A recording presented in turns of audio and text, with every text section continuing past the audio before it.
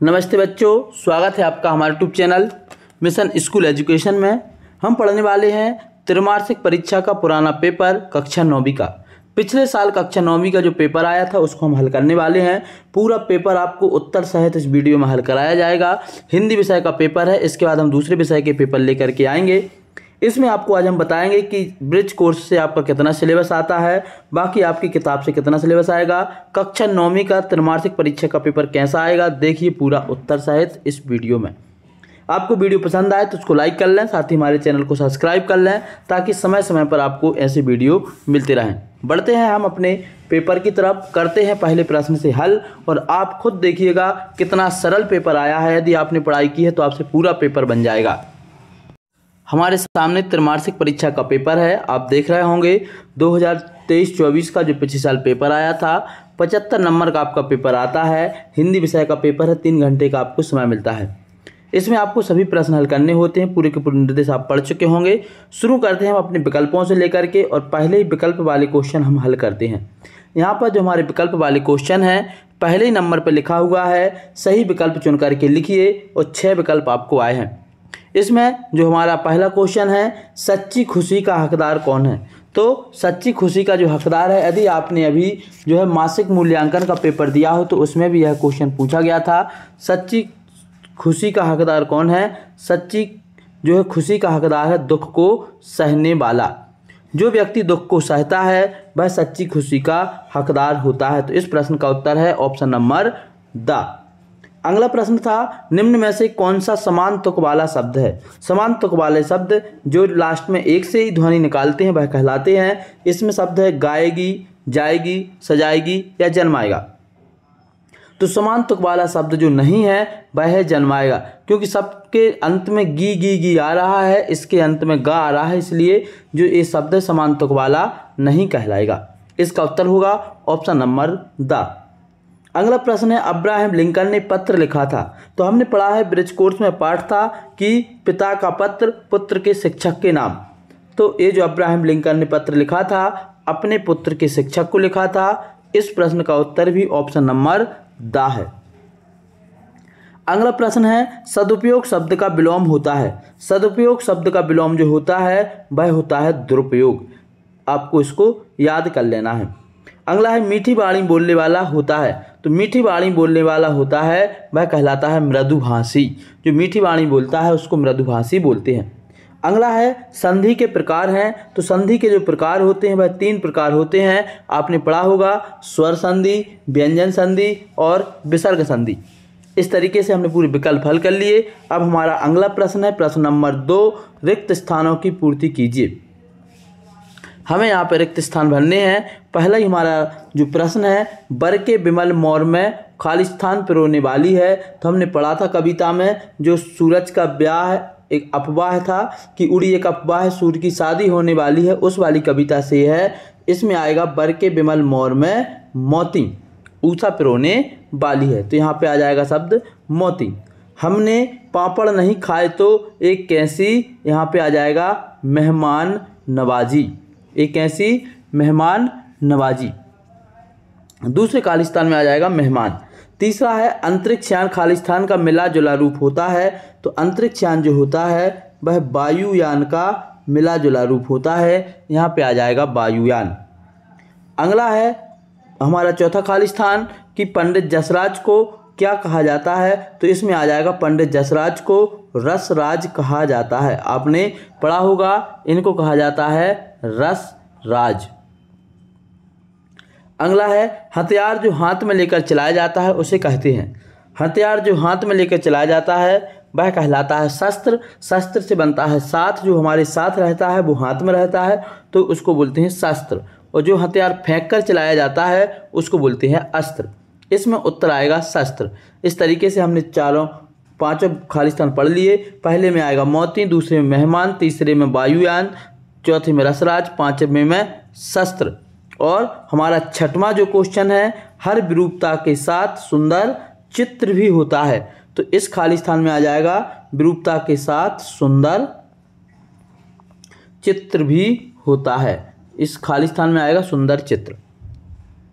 बढ़ते हैं आगे अब हमारा अगला प्रश्न है, निम्नलिखित कथनों की सत्य असत्य बताइए। सत्य और असत्य हमको बताना है। पहला प्रश्न है, निम्नलिखित कथनों के समक्ष सत्य असत्य लिखने हैं। गया झूरी का मामा था। अब एक जो हमारा पाठ है यह ब्रिज कोर्स से बाहर का है, आपकी हिंदी की किताब का पाठ है, दो बैलों की कथा, मुंशी प्रेमचंद ने जिसको लिखा है उससे आया है। गया झूरी का मामा था, तो ये तो गलत है, गया झूरी का मामा नहीं बल्कि साला था।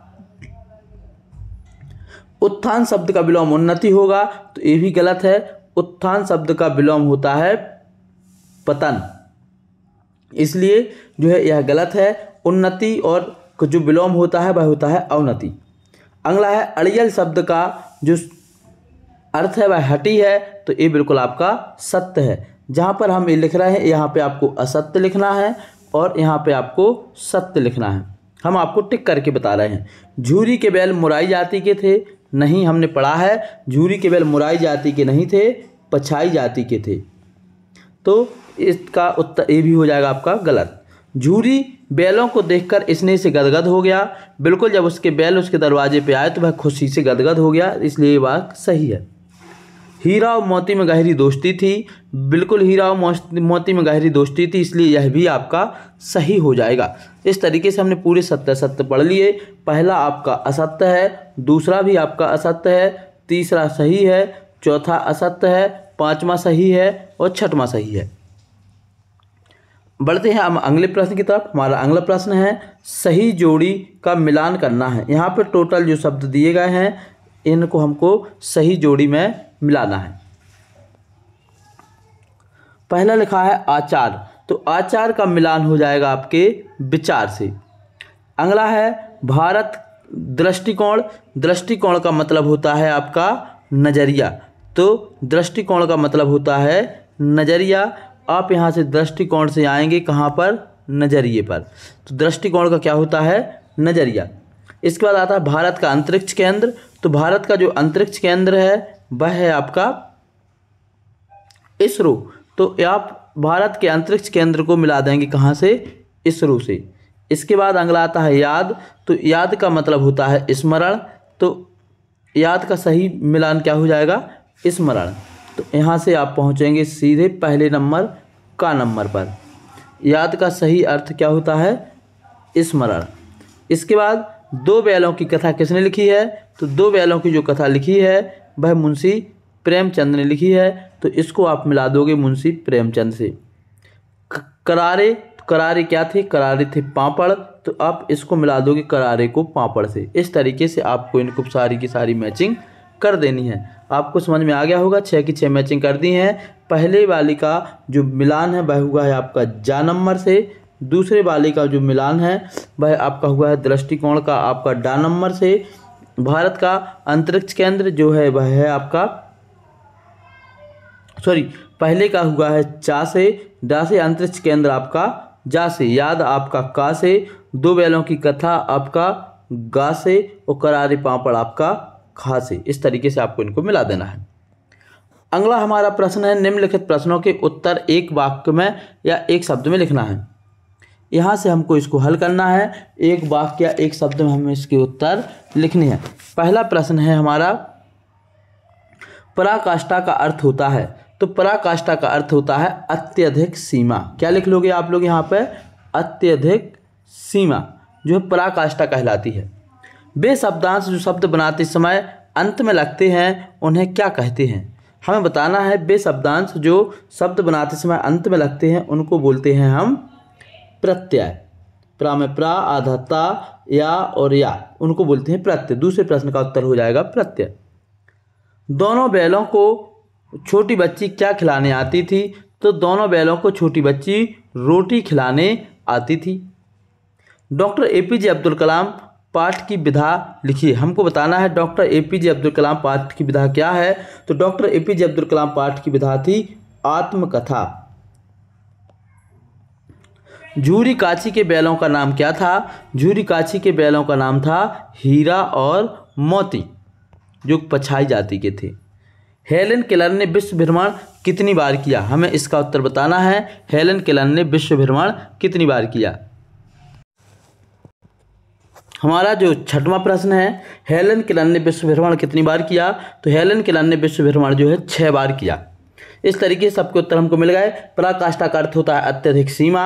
बे शब्दांश शब्द बनाते समय अंत में लगते हैं उनको बोलते हैं प्रत्यय, और बे शब्दांश जो पहले लगते हैं उनको बोलते हैं उपसर्ग। तो यहाँ पर उत्तर होगा प्रत्यय। दोनों बैलों को बच्ची रोटी खिलाने आती थी। डॉक्टर एपीजे अब्दुल कलाम पाठ की विधा जो है आत्मकथा है। जूरी काची के बैलों का नाम जो है हीरा और मोती था। और हेलन केलर ने विश्व भ्रमण जो है 6 बार किया। अब बढ़ते हैं हम अपने अगले प्रश्न की तरफ। हमारा अगला प्रश्न नंबर 6 है, निम्नलिखित शब्दों के जो है अर्थ हमको बताने हैं। तो एक पहला शब्द है आपका अपवाह।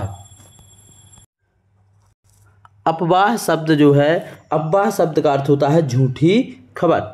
विमल, विमल का अर्थ होता है साफ सुथरा। विपद, विपद मतलब होता है आपदा। और झमेला मतलब होता है गड़बड़ या झंझट या कोई समस्या। इस तरीके से हमने इसके अर्थ देख लिए। अगला है निम्नलिखित शब्दों के, अब यहाँ से आपके विकल्प खत्म हो गए, 2 नंबर के क्वेश्चन चालू हो गए। निम्नलिखित शब्दों के तद्भव रूप लिखिए। हमको इनके तद्भव रूप लिखने हैं। यहाँ पे तत्सम रूप लिखे हैं। तो पहला शब्द लिखा है मृतिका। मृतिका का तद्भव होगा मिट्टी। स्वप्न, स्वप्न का तद्भव होगा सपना। चंद्र, चंद्र का जो है तद्भव होगा आपका चांद। और साग का तद्भव होगा साग। इस तरीके से आपको इनके तत्सम और तद्भव लिख देने हैं। बढ़ते हम अपने अगले प्रश्न की तरफ। हम अथवा वाले और सभी क्वेश्चन करा रहे हैं। यदि सभी बच्चे ये पूरा पेपर हल कर लेते हैं, अथवा के प्रश्न और डायरेक्ट प्रश्न याद कर लेते हैं, तो आपको तिमाही परीक्षा में कोई फेल नहीं कर सकता। लगभग यही पेपर आपकी तिमाही परीक्षा में आएगा। इसको आप पूरा का पूरा याद कर लें।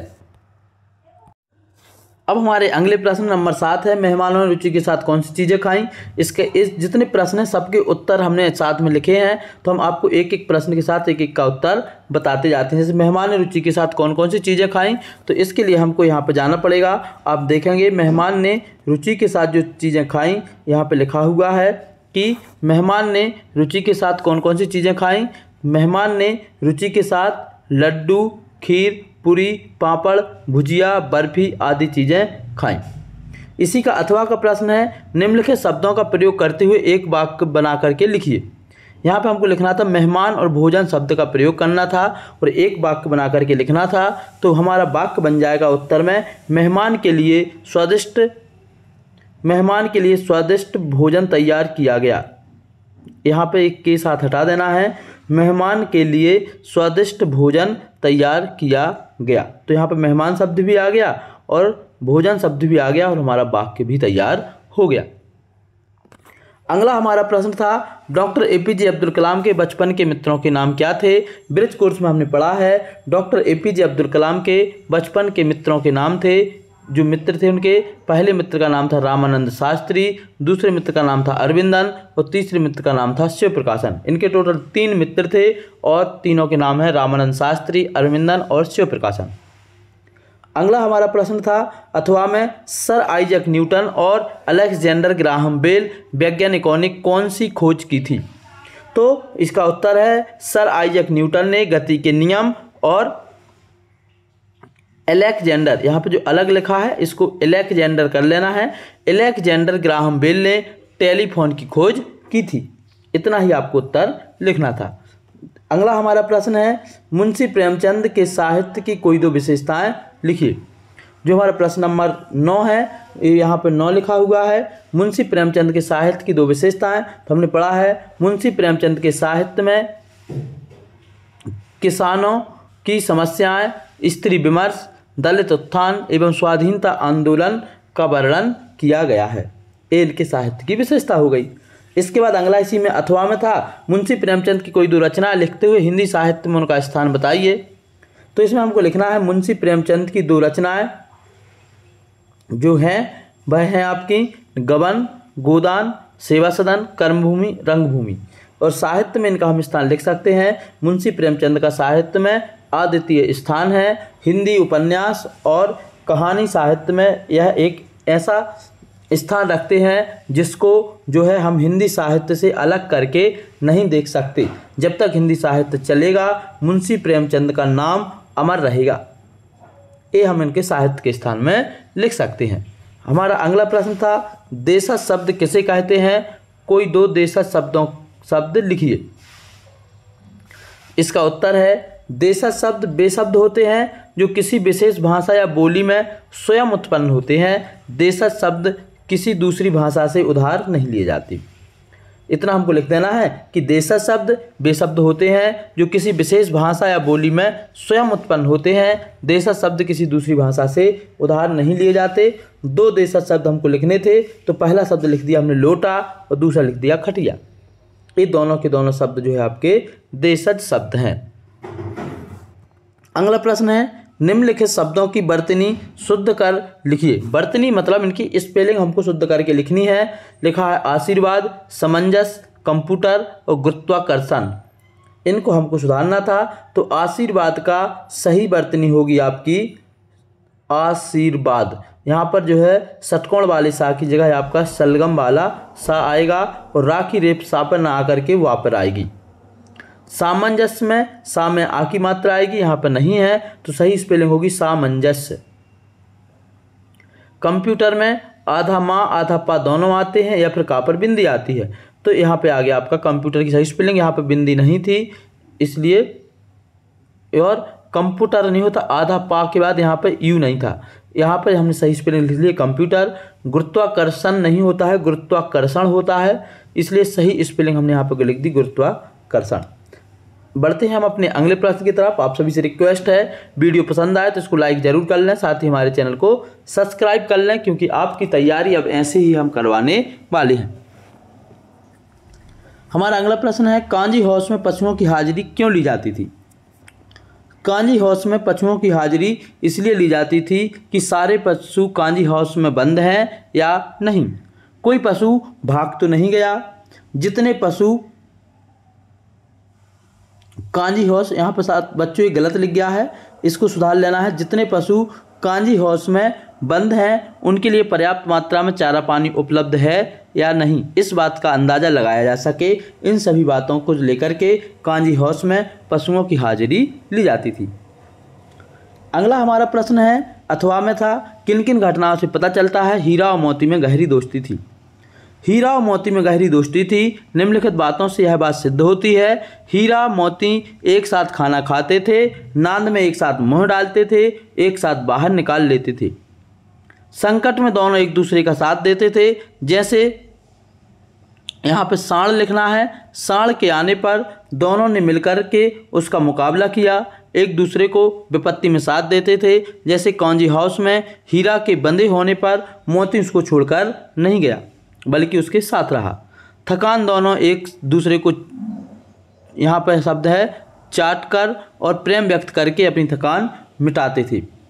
इन सभी बातों से सिद्ध होता है कि हीरा और मोती में गहरी दोस्ती थी। अगला हमारा प्रश्न है संधि की परिभाषा एवं उनके प्रकारों के नाम लिखिए। संधि की परिभाषा है दो वर्णों के मेल से उत्पन्न हुए विकार को संधि कहते हैं। संधि के तीन प्रकार होते हैं, स्वर संधि, व्यंजन संधि और विसर्ग संधि। तो ये प्रश्न का उत्तर हो गया। इतना ही हमको लिखना है, 2 नंबर पे आता है। निम्नलिखित शब्दों के संधि विच्छेद करके लिखिए। यहाँ पे लिखा था देवालय, तथैव, स्वागत और भावुक। तो देवालय शब्द का संधि विच्छेद होगा देवधन आलय, तथैव का होगा तथाधन एव, स्वागत का होगा सुधन आगत और भावुक का होगा भौधन उक। ये इसके संधि विच्छेद होंगे। इस तरीके से हमने इस क्वेश्चन को हल कर लिया।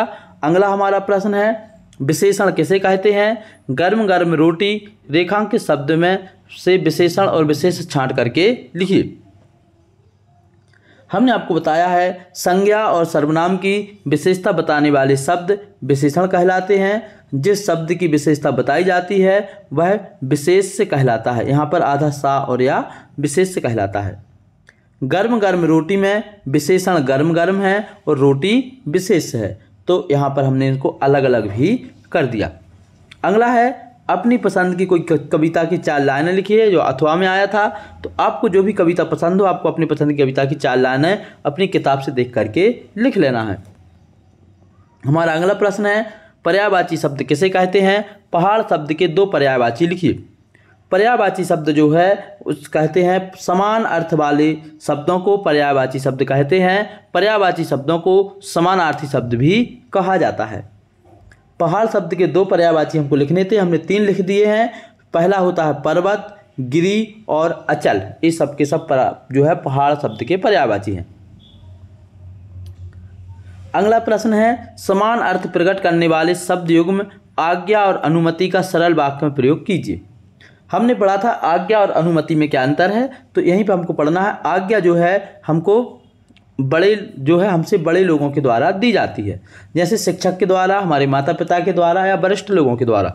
तो शिक्षक ने छात्रों को पुस्तकालय जाने की आज्ञा दी, एक वाक्य बन गया। दूसरा वाक्य भी हमने यहाँ पे बना दिया है, आप इसको भी याद कर सकते हैं। पिता ने बेटे को खेलने की आज्ञा दी। अब रही बात अनुमति की, तो अनुमति हम दूसरे से लेते हैं, जैसे मुझे माँ से बाहर जाने की अनुमति मिली। माँ से बाहर मतलब यहाँ पे हम घर के बाहर भी लिख सकते हैं, जाने की अनुमति मिली। प्राचार्य ने हमें परीक्षा के बाद छुट्टी लेने की अनुमति दी। तो हम जब जो है छोटा अपन से बड़ों से जो है कोई काम करवाना चाहता है तो उसकी अनुमति ली जाती है, और कोई बड़े जब हमसे कोई करवाना चाहते हैं तो हमको वह आज्ञा देते हैं। इस तरीके से आज्ञा और अनुमति को हमने पढ़ लिया। अगला हमारा प्रश्न है उपसर्ग किसे कहते हैं। प्रति उपसर्ग का प्रयोग करते हुए 2 शब्द बना करके लिखिए। उपसर्ग वह शब्दांश होते हैं जो किसी शब्द के आगे जुड़ते हैं और आगे जुड़ करके यह शब्द के अर्थ में परिवर्तन करते हैं या उनके अर्थ में विस्तार करते हैं। यह आपकी उपसर्ग की परिभाषा है कि उपसर्ग वह शब्दांश होते हैं जो किसी शब्द के आगे जुड़ते हैं, आगे जुड़कर यह शब्द के अर्थ में परिवर्तन करते हैं या उनके अर्थ में विस्तार करते हैं। जैसे यहाँ पर शब्द लिखा है प्रतिदिन और प्रतिपक्ष, तो यहाँ पर हमको प्रति उपसर्ग लगा करके 2 शब्द लिखने थे, तो हमने जो है प्रति उपसर्ग लगा के एक लिख दिया प्रतिदिन और एक लिख दिया प्रतिपक्ष। दिन शब्द में प्रति उपसर्ग लगा दिया और पक्ष शब्द में प्रति उपसर्ग लगा दिया, दोनों आगे लगे हैं। शब्द बन गया प्रतिदिन जिसका अर्थ होता है हर दिन, और प्रतिपक्ष जिसका अर्थ होता है विरोधी पक्ष। आप सभी बच्चों से फिर रिक्वेस्ट है, वीडियो पसंद आए तो इसको लाइक कर लें, साथ ही हमारे चैनल को सब्सक्राइब कर लें ताकि आपको समय समय पर ऐसे वीडियो मिलती रहे और आपकी तैयारी अच्छी होती रहे। अगला हमारा प्रश्न है कारक किसे कहते हैं, कारक के भेद कितने होते हैं, लिखिए। वह शब्द, इसका उत्तर है वह शब्द जो वाक्य में संज्ञा या सर्वनाम के साथ प्रयोग होकर यह बताता है कि संज्ञा या सर्वनाम किस प्रकार से क्रिया के साथ संबंधित है। मतलब इसको हम सीधी भाषा में कह सकते हैं, संज्ञा और सर्वनाम का क्रिया के साथ संबंध बताने वाले शब्द कारक कहलाते हैं। हिंदी में कुल 8 प्रकार के कारक होते हैं। कौन कौन से? नंबर 1 कर्ता कारक, नंबर 2 कर्म कारक, नंबर 3 करण कारक, नंबर 4 संप्रदान कारक, नंबर 5 अपादान कारक। 6वें नंबर पर फिर से संप्रदान कारक लिख गया है। इस संप्रदान कारक को सुधार करके हमको यहाँ पर संबंध कारक कर देना है, तो नंबर 6 पर आएगा संबंध कारक। इसके बाद नंबर 7 अधिकरण कारक और नंबर 8 संबोधन। तो यहाँ पर संबोधन करना है और यहाँ पर संबंध कर देना है। इस तरीके से आपको 8 कारकों के नाम मिल जाएंगे। अब हम बढ़ते हैं अपने अगले प्रश्न की तरफ। हमारा अगला प्रश्न है मुहावरे और लोकोक्तियों में 2 अंतर लिखिए। मुहावरे और लोकोक्तियों में हमको 2 अंतर लिखने हैं। तो मुहावरा एक वाक्यांश होता है जबकि लोकोक्ति एक पूरा वाक्य होती है। मुहावरे का स्वतंत्र प्रयोग नहीं होता है, लोकोक्ति का स्वतंत्र प्रयोग कर सकते हैं। तो ये होगा मुहावरे और लोकोक्ति में 2 अंतर। हमारा अगला प्रश्न है निम्नलिखित मुहावरों का अर्थ एक वाक्य में प्रयोग करके लिखिए। एक है मुहावरा हमारा अंगूठा दिखाना और दूसरा है ईद का चांद होना। तो अंगूठा दिखाना का अर्थ होता है मना करना या किसी चीज़ को अस्वीकार करना, किसी काम को करने के लिए साफ इनकार कर देना। जब मैंने अपने दोस्त से मदद मांगी तो उसने मुझे अंगूठा दिखा दिया, यह इसका वाक्य में प्रयोग हो गया। आप इसको याद कर सकते हो। अगला है ईद का चांद होना। ईद का चांद होना मुहावरे का अर्थ होता है बहुत कम दिखाई देना या दुर्लभ हो जाना। वह तो ईद का चांद है, महीनों बाद घर आता है, यह हमने इसका वाक्य बना दिया। इस तरीके से यह प्रश्न हमारा कंप्लीट हुआ। बढ़ते हैं हम अपने अगले प्रश्न पर। प्रश्न नंबर 17 है निपात किसे कहते हैं? उदाहरण सहित स्पष्ट कीजिए। जब किसी बात को अधिक बल लगा करके बोला जाता है तो उसे निपात कहते हैं। जैसे राम भी बाजार जाएगा, यहाँ पर भी शब्द जो है, यह जो भी आया है यह निपात है, क्योंकि हमने जोर लगा करके बोला कि राम भी बाजार जाएगा। इसलिए इस प्रश्न का उत्तर उत्तर होगा राम भी बाजार जाएगा। किसी बात को अधिक बल लगा करके बोला जाता है तो उसे निपात कहते हैं। इसका उदाहरण हो गया राम भी बाजार जाएगा, यहाँ पर भी शब्द निपात है। हमारा अगला प्रश्न है, निम्नलिखित निपात शब्दों का प्रयोग करते हुए एक एक वाक्य लिखिए। अथवा में आया था तो केवल, ही, तक और तू, इतने शब्दों का प्रयोग करके हमको जो है निपात बनाना था। मुझे केवल 1 कप चाय चाहिए, जो है यह इसका निपात का एक उदाहरण हो गया। तो यहाँ पर हमने केवल शब्द लगा दिया। वह काम तो उसने अकेले ही पूरा कर लिया, यहाँ पर तो शब्द का प्रयोग कर लिया हमने और ही का भी कर लिया, दोनों एक ही में आ गए। हम सुबह से शाम तक काम करते हैं, तो यहाँ पर फिर से तक शब्द आ गया। अगर वह पढ़ाई करता तो परीक्षा में कैसे, पढ़ाई नहीं करेगा तो परीक्षा में कैसे पास होगा, तो यहाँ पर तो शब्द आ गया, तक आ गया, ही आ गया और केवल आ गया। ये यहाँ पर निपात शब्द हैं। अगला हमारा प्रश्न है, हमारा निम्नलिखित विराम चिन्हों का प्रयोग करते हुए वाक्य बना करके लिखिए। ये 3 वाक्य प्रयोग करने थे हमको, प्रश्नवाचक और पूर्ण विराम और विस्मयादि बोधक चिन्ह। इसका सीधा उत्तर लिखा है, क्या राम स्कूल आया है, और यहाँ पर लास्ट में हमने प्रश्नवाचक चिन्ह लगा दिया। दूसरा है राम बाजार गया है, और ये पूरा सामान्य वाक्य है, इसलिए यहाँ पर हमने पूर्ण विराम लगा दिया। अगला था विस्मयादि बोधक, हमने बोला वाह कितना सुंदर चित्र है, तो यहाँ पे विस्मयादि बोधक चिन्ह का प्रयोग हो गया, यहाँ पर आप देख सकते हैं। इस तरीके से हमारा प्रश्न नंबर 18 कंप्लीट हुआ। इसमें अथवा था निम्नलिखित वाक्यों में उचित विराम चिन्हों का प्रयोग करके पुनः लिखिए। तो जो है प्रश्न आपको हमारे प्रश्न पत्र में मिल जाएगा। उत्तर है, क्या तुम कल बाजार गए थे, यहाँ पर प्रश्नवाचक चिन्ह लगा देना है। वाह क्या अद्भुत अनुभव है, और यहाँ पर विस्मयादि बोधक लगा देना है, यहाँ पर लगा देना है पूर्ण विराम। आप इसको पेपर में अपने देख भी सकते हैं। अगला प्रश्न है, रेलगाड़ी, बस, बैलगाड़ी, साइकिल, मोटरसाइकिल जिस पर आपने यात्रा की हो उसका वर्णन अपने शब्दों में कीजिए। तो आपको अपने स्तर से इस प्रश्न को हल करना है, जिससे भी आपने यात्रा की है उसका वर्णन आपको यहाँ पर करना है। यहाँ पर अपनी कोई 3 प्रमुख रुचियों का संक्षिप्त वर्णन कीजिए।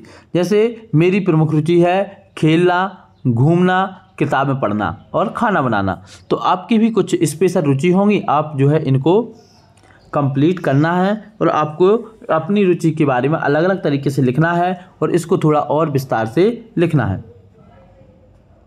अगला हमारा प्रश्न है प्रश्न नंबर 20, जल है तो कल है विषय पर अनुच्छेद लिखना था। जल है तो कल है विषय पर अनुच्छेद लिखना था। तो इसका जो हमने अनुच्छेद लिखा है, जल हमारे जीवन का आधार है, इसके बिना जीवन की कल्पना भी असंभव है। पृथ्वी पर सभी जीव जंतु, पौधे और मानव सभ्यता जल पर निर्भर है। जल का महत्व केवल प्यास बुझाने तक सीमित नहीं है, यह कृषि, उद्योग, ऊर्जा उत्पादन और दैनिक जीवन के अनेक कार्यों के लिए भी आवश्यक है। जल के बिना जीवन की गाड़ी रुक जाएगी, जिससे विकास की प्रक्रिया भी ठहर जाएगी। अतः कहा जा सकता है, जल है तो कल है। जल को संरक्षित और सुरक्षित रखने से हमारा भविष्य सुरक्षित रह सकता है। ये हो गया हमारा छोटा सा अनुच्छेद, जिसको आपको याद कर लेना है। ऐसे अनुच्छेद आपको पेपर में इस साल भी आएंगे। स्वतंत्रता दिवस की तैयारी के संबंध में शिक्षक और विद्यार्थी के मध्य संवाद, तो यह आपको स्वयं लिखना है कि आपने अपने कक्षा शिक्षक से या अपने जो भी आप शिक्षक से बात कर रहे हैं आपने क्या बात की। सबके संवाद अलग अलग हो सकते हैं तैयारी से लेकर के। अगला हमारा प्रश्न है, निम्नलिखित अपठित काव्यांश अथवा गद्यांश को पढ़ करके पूछे गए प्रश्नों के उत्तर लिखिए। तो पहला प्रश्न यहाँ पे जो गद्यांश लिखा हुआ है कि कारज धीरे होत है, काहे होत अधीर, समय आय तरुवर फले, केतुक सिंचो नीर। अब इसमें प्रश्न में आया है नीर शब्द के 2 पर्यायवाची। तो नीर शब्द के पर्यायवाची थे जल और पानी। उक्त दोहे में कवि ने कार्य को किस प्रकार होने की बात कही है। तो इसका जो उक्त दोहे में कार्य को धीरे धीरे होने की बात कह रहे हैं। कोई भी काम धीरे धीरे होता है, जैसे पेड़ में फल एक समय के बाद आते हैं, चाहे हम उसमें कितना भी पानी डालें। इस तरह कोई भी काम धीरे धीरे होता है, चाहे हम कितनी भी हड़बड़ी मचा लें। तीसरा प्रश्न आया था, उपर्युक्त दोहे का भाव अपने शब्दों में लिखिए। तो इस दोहे का जो भाव है वह है कवि कहता है, यहाँ कभी नहीं है, यहाँ पर है कवि कहता है कि कोई भी काम धीरे धीरे होता है, हमको उस काम के धीरे धीरे होने पर अधीर नहीं होना चाहिए, साहस नहीं खोना चाहिए। क्योंकि ठीक उसी तरह जैसे हम किसी पेड़ पर कितना भी पानी डालें, लेकिन उसमें फल इस समय आएंगे जब उस फल का सीजन आ जाएगा, इसके पहले उस पर फल नहीं आएंगे। तो यहाँ पर हमको धैर्य धारण करने की बात कही गई है।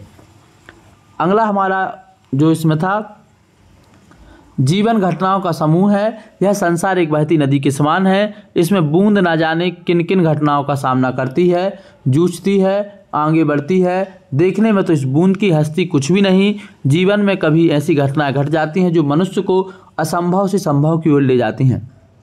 मनुष्य अपने को महान कार्य कर सकने में समर्थ समझने लगता है। मेरे जीवन में एक रोमांचकारी घटना है जिसे मैं आपको सुनाना चाहता हूँ। यह घटना जीवन के सुख दुख के मधुर मिलन का रोमांच लिए है। ये जो है हमारा गद्यांश है, तो इसके अब हम उत्तर बताने थे। यह संसार कैसा है, तो यह संसार बहती नदी के समान है। यहाँ पे स्पष्ट लिखा हुआ है, यह संसार बहती नदी के समान है।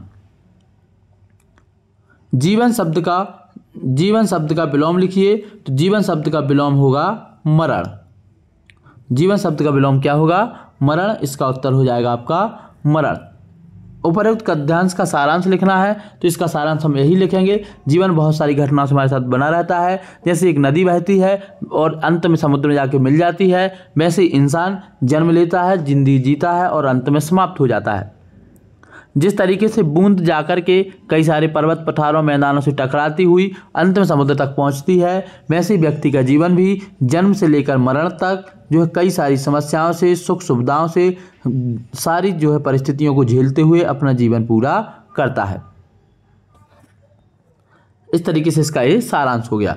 अब आगे है स्थानांतरण प्रमाण पत्र। तो स्थानांतरण प्रमाण पत्र टीसी का आवेदन आपको हमारे चैनल पर अलग से मिलेगा, आप उसको याद कर लीजिएगा। अपने मित्र को प्रवीण सूची में स्थान दिलाने के लिए भी इसका हम आवेदन पत्र अलग से बताएंगे, तो उसमें आप याद कर लोगे। और निबंध का हम अलग से वीडियो लेके आएंगे, तो उसमें आपको पूरा निबंध लिखना कैसे है हम बताएंगे। आज के इस वीडियो में इतना ही। ये आपका था पूरा का पूरा पेपर। यदि आपने इस पूरे पेपर को हल कर लिया और इस पेपर को पढ़ लिया, याद कर लिया, तो आप तिमाही परीक्षा में गारंटी से पास भी हो जाएंगे। और लगभग आप देखेंगे कि आपके परीक्षा में यही के यही प्रश्न आपसे पूछे गए हैं। तो आपको वीडियो कैसा लगा कमेंट करके बताएं, और कौन से विषय पर आप और वीडियो चाहते हैं यह भी कमेंट करके बताएं। आज के इस वीडियो में इतना ही। सभी बच्चों का वीडियो देखने के लिए अंत तक बहुत बहुत धन्यवाद। जय हिंद।